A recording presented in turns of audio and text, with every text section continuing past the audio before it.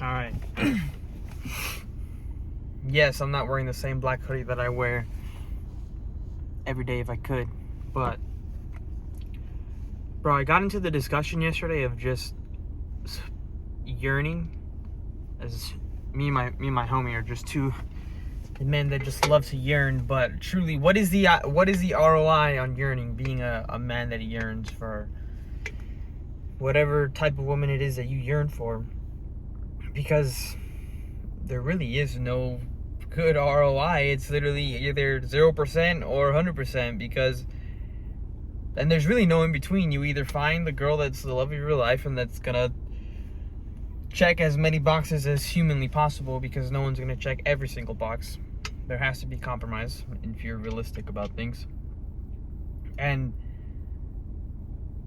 bro, when you yearn and then you just pour your heart and soul into somebody, and then you guys are just not talking anymore, and you guys are broken up, and etc., XYZ, like, the ROI is zero. You put in all this to get nothing.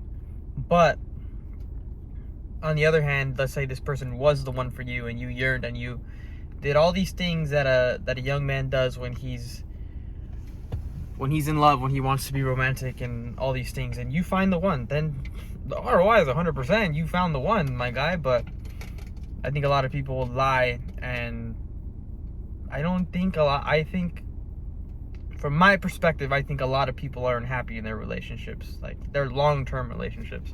I think they settle for a lot of things that they usually wouldn't. Like, if they were dating a new person and they put this list in front of them of what this person does and doesn't do for them / to them, they wouldn't be dating the person. But because they've been with this person for quite a long time, then I don't know, people think that time holds you down to somebody. And yeah, it does mean something, but at the same time, what does all that time mean if someone squanders it by cheating on you, or by fucking being a pedo, or I don't know what the fuck? Like, that's all squandered. It doesn't even matter how much time was put into it. The one that I think of is cheating all the time. So if you cheat, I don't care if we were together for 5 years, it's all out the window.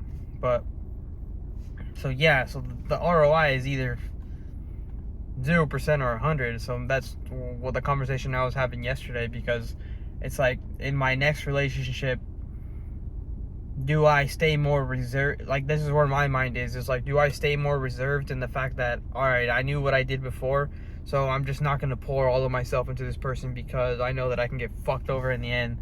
But then, are you truly being yourself? Or am I truly being myself? Because I'm holding parts of myself back that usually I would let out in a romantic way. But it's like I'm filtering myself. Versus, or should I just go into the relationship the same way I did the other one? Because the ROI could be 100%, and you'll never know unless you put all that energy into it. Like, I don't know, bro. I don't think there's anything wrong with, like, enjoying being romantic and wanting a girl that appreciates those things, because I'm not going to do those things, and you shouldn't be doing those things for someone that doesn't appreciate it. Like, I think a lot of people misconstrue what being a simp is, and there's a fine line. It's like, some people, the perfect example. We have a trio friend group. My one friend called himself a simp, and I was like, bro, you're not a simp. He has a fiance. I'm like, bro, you're not a simp. I'm like, as long as she appreciates all the things that you're doing for her, and you guys are happy, and you guys are, it's a give and take type of thing, then you're not simping, because it's not the definition of simping. The definition of simping is, like, if you're doing all this shit for a girl and she's borderline doing nothing for you, providing no value to you in your life, then that is simping. Because what are you doing there? Like, yeah, no, it's just not a good place.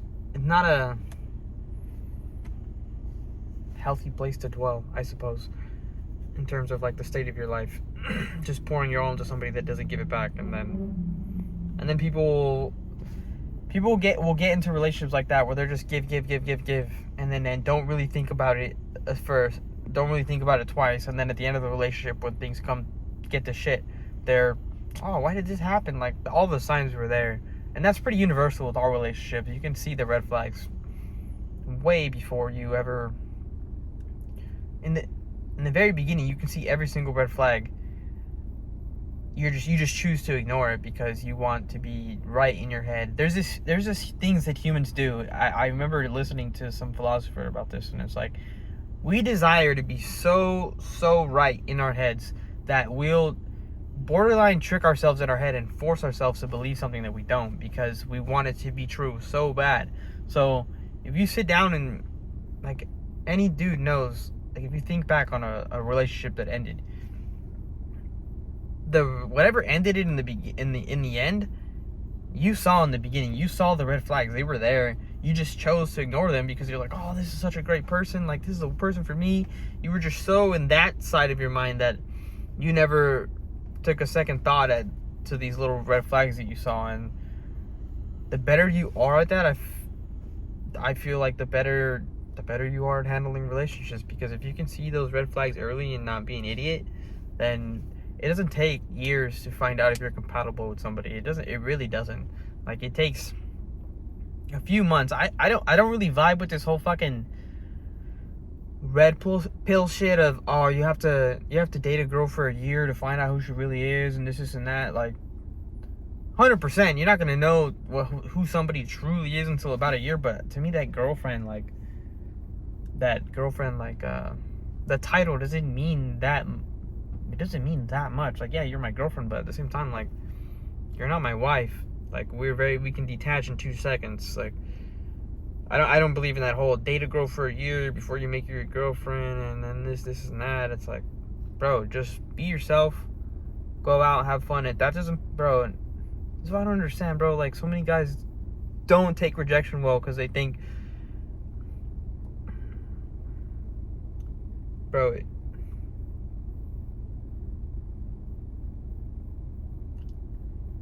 like, be yourself, because if you're being yourself and then somebody rejects you or doesn't like a certain quality about you, then that person's just not meant for you. Like, there's literally, it's so cliche to say it too. Like, there's a person out there that's gonna like you for the things that you like. You might like the stupidest shit, but they'll enjoy that you like doing your stupid shit and seeing you happy within your things. And if that person's out there, so I don't know. I think a lot of people settle for someone that doesn't click as many boxes as they can.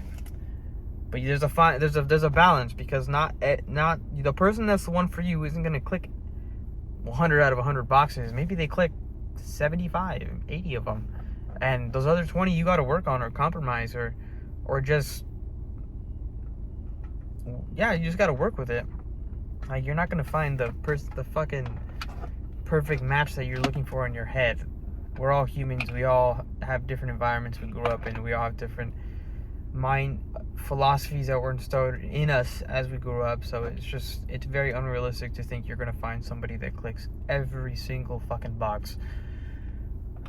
So, but like I said, it's a balance. I feel like on the other side of it, a lot of people settle for someone that isn't really the best for them, and kind of, yeah, they're just not a right fit. Anyways, peace out, bro.